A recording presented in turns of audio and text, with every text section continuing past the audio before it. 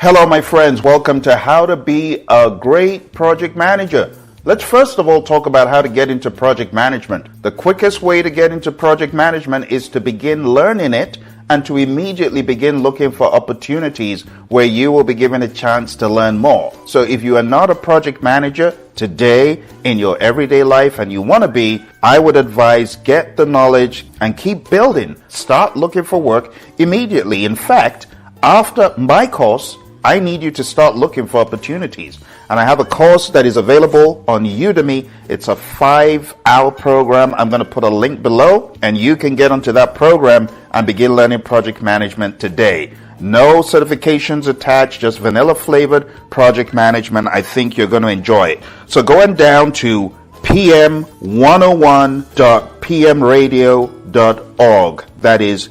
pm101.pmradio.org. That's where you can get access to the program. Now, project management is all about leadership and management. It's about leading people, leading teams, leading entities that are on the journey with you, but it's also about managing process and procedures and structure and order. So there's a science to project management, but there's also an art to it. And the art of project management is all about the communications, the leadership, the soft skills, the finesse, how you treat people, how you lead teams. Now, to get to the pinnacle as a project manager, I'm going to teach you today 12 strategies for achieving greatness in project management. Number 1, exhibit strong leadership.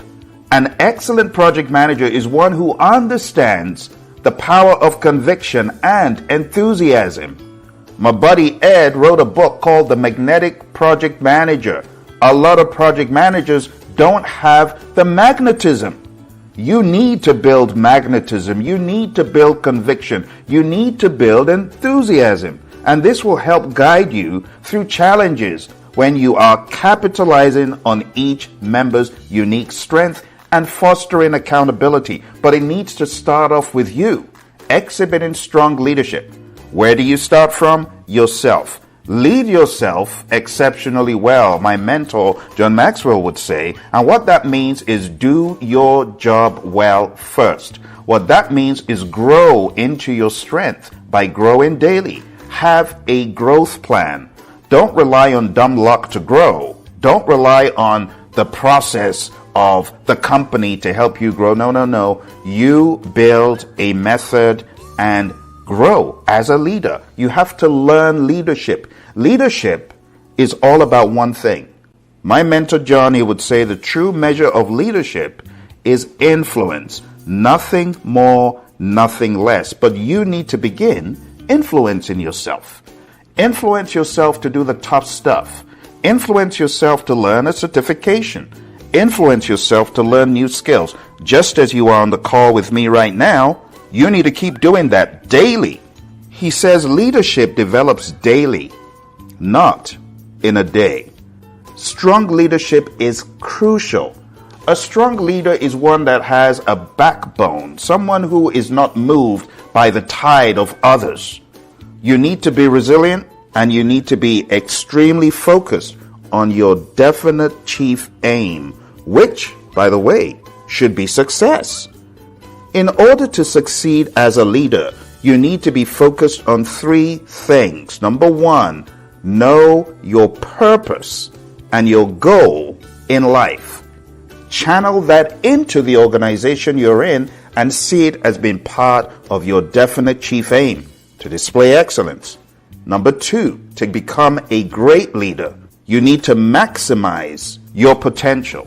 So you need to grow to your maximum potential. And that means daily learning the trade, daily learning the business, whether you are in healthcare, IT, engineering, marketing, sales. It makes no difference. You need to show excellence. So you need to grow.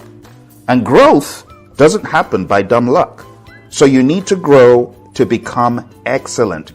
The third thing is sowing seeds that benefit the people around you in the firm, outside the firm, but having a river leadership mentality where you lead and you give. That's number 1. Number 2, Hone your communication skills. Outstanding project managers know that efficient communication is the cornerstone of project success. Great project managers understand that the top 2% of project managers, as voted by their colleagues and their bosses, are those who exhibit superior communication skills, superior skills in understanding empathy, understanding we persuade people, we don't coerce them. It's understanding transparent, ongoing dialogue with every stakeholder involved in the project. It is understanding that sometimes a stakeholder might appear combative, but we just need to master the art of communicating with this stakeholder, and we need to dismantle any bombs that these stakeholders may be seen as carrying. Perhaps they're not carrying a bomb. Perhaps they're carrying a disruption that can help your project. So right off the bat, to become a great communicator, you need to disarm your thinking that may be presumptuous and listen deep to every stakeholder. Listen to what is said, but also listen to what is not said. What is not said verbally is often said in the body language. Number 3, this is the bread and butter of project managers. I call it effective time management. To be a great project manager, you need to implement effective time management. You see, efficient use of time is crucial. You cannot afford to waste it. It's the one commodity that we cannot get more of. You could employ other people to do work, but you only have 24 hours in a day. You see, successful project managers understand this, and this is why they go deep into understanding how to manipulate data positively in order to get the project to success with great task prioritization, setting attainable deadlines, and employing schedule management tools like Microsoft Project, Primavera, Smartsheet, and so on. It's not so much about the tool, although I would love for you to learn Microsoft Project, but it's more about what you can do with a tool. I've seen some great project managers who do excellent things with Excel, common Excel. So endeavor to get great in schedule management. I have a program at microsoftprojecttraining.com.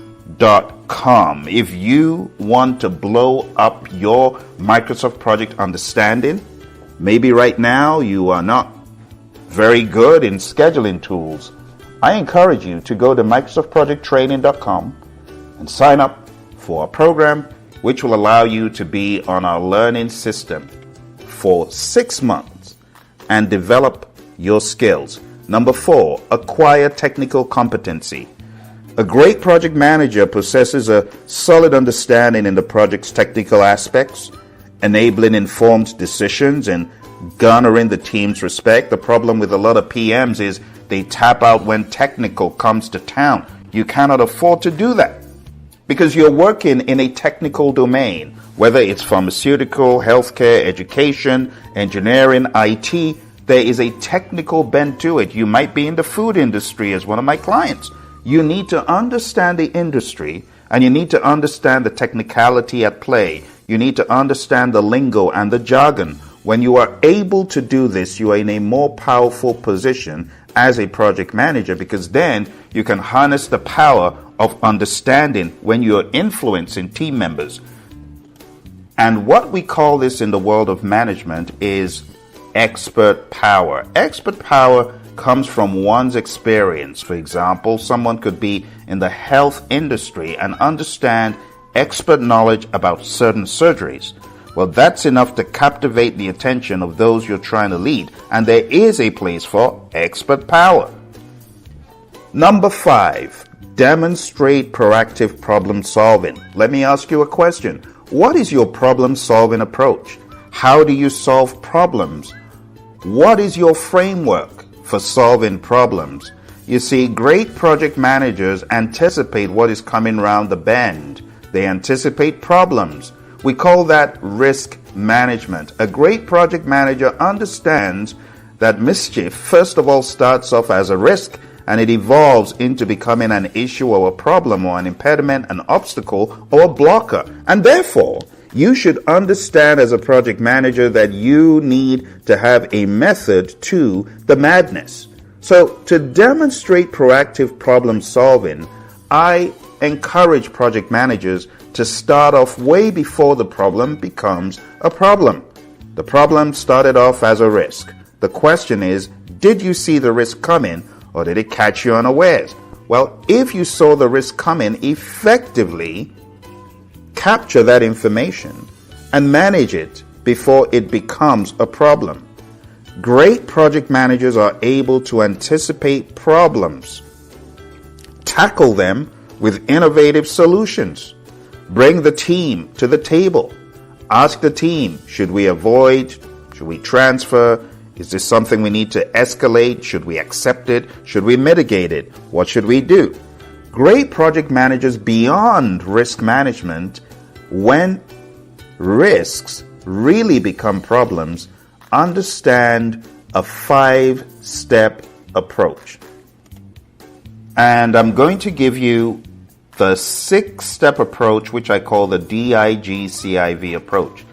I call it the DIGCIV approach. So what exactly does it mean? It means, first of all, when a risk has become a problem, one issue, number one, define the problem as clearly as possible. To define the problem, you may need to break it down into smaller pieces. Number two, identify the root cause. Why is this happening? Again, you could use an Ishikawa fishbone diagram to find out what is the root cause. Number three, generate alternatives for solving the problem. You generate these alternatives by thinking in and outside of the box with the team. When you've generated alternatives, you then use ranking, voting, some process to choose the best alternative. And then you implement that alternative. And lastly, verify that it actually did work. This is how you can attack problem solving. Because the project manager's world is riddled with problems. You need a method, a framework such as this to excel as a project manager. If you're enjoying this presentation, I would like you to smash the like button. I would like you to subscribe to the channel because I'm going to be delivering a lot more value to you over the next few months and years. We have over 3,000 videos on this channel to help project managers. Number 6, be adaptable to change. Adaptability is a hallmark of excellent project managers in this day and age, 2024, 2025 and beyond. Because agility has come to stay. It's a language we understand in the world of business and in the world of project management. So when we say adaptable to change, we really mean be agile.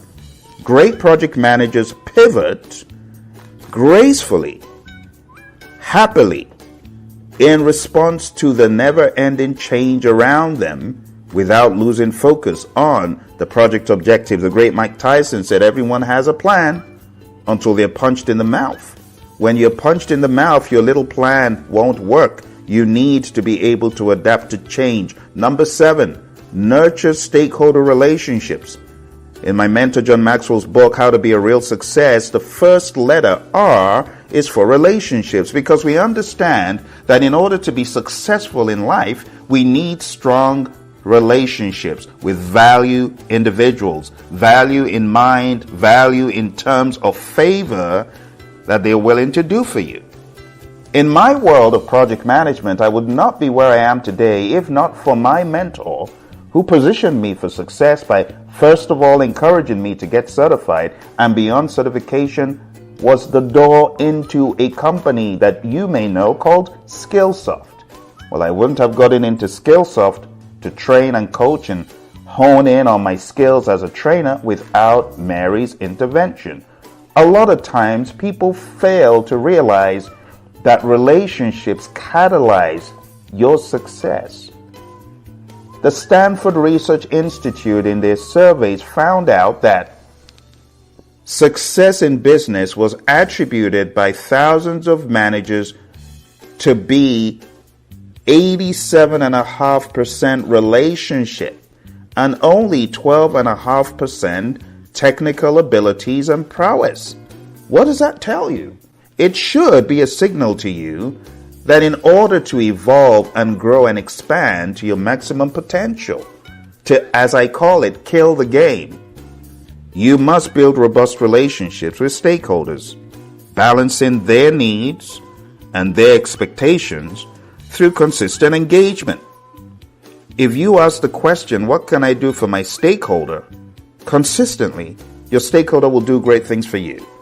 And this is common knowledge in the world of Agile, because we often say in Agile, Principle 1, our highest priority is to satisfy the customer through early and continuous delivery of valuable product.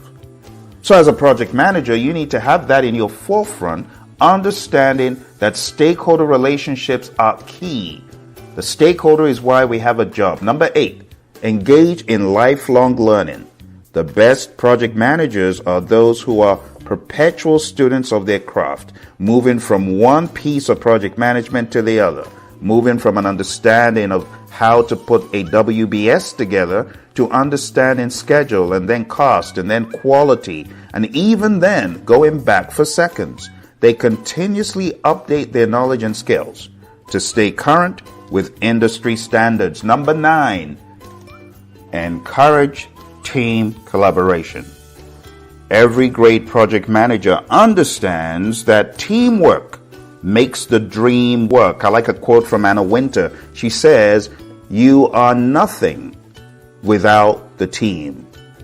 That comes from a lady who has been at the helm of power in one of the most read fashion magazines, being the editor-in-chief of Vogue. She understands that you are nothing without the team. When you see the team as one cohesive unit that can get to optimum functioning as one well-oiled unit, we will do everything that we can to encourage team collaboration, to encourage the team to work together, to reward not just solo efforts, but to reward team effort, to help the team synergize. A great project manager knows that teamwork is the fuel of innovation and encourages a culture of collaboration and open communication. When I think of the word team, I think of 1, transparency. The team should be transparent. Everything should be clear as day. Number 2, I think about empowerment. We need to empower our team members so that they can do excellent things. Do you know that you can empower your team members with a word of affirmation, with a pat on the back for a well done, a thank you for your efforts? A, acceptance. We need to be accepting of each other. We need to understand that not everyone is 100% excellent. We all have our flaws. We all have our setbacks, but we need to understand this. And we need to be accepting of each other. Finally, M is for motivation. You as a leader needs to motivate your team. You need to be there for them. You need to inspire them. And this needs to be on a daily basis. I like a quote from the great Zig Ziglar. Zig Ziglar says, motivation is like bathing. You don't say, oh, I had one yesterday. I'm not having one today. You motivate yourself daily. Rinse, repeat. Rinse, repeat. We got just a few more. Number 10, uphold ethics and professionalism. Understand that your integrity is non-negotiable. Lead ethically and maintain confidentiality. Number 11, prioritize risk management. You need to be adept at identifying and assessing potential risks. Exemplary project managers monitor their projects like a hawk, preparing contingency plans to mitigate risk before they become issues. Finally, number 12, master the triple constraint and all the areas of knowledge. Schedule, cost, and scope are supreme, but don't forget quality and resources and communications and stakeholder engagement and everything else. All of these will help you create the secret sauce for success. Thank you for joining me. Do hit like and subscribe to be tuned in to more valuable information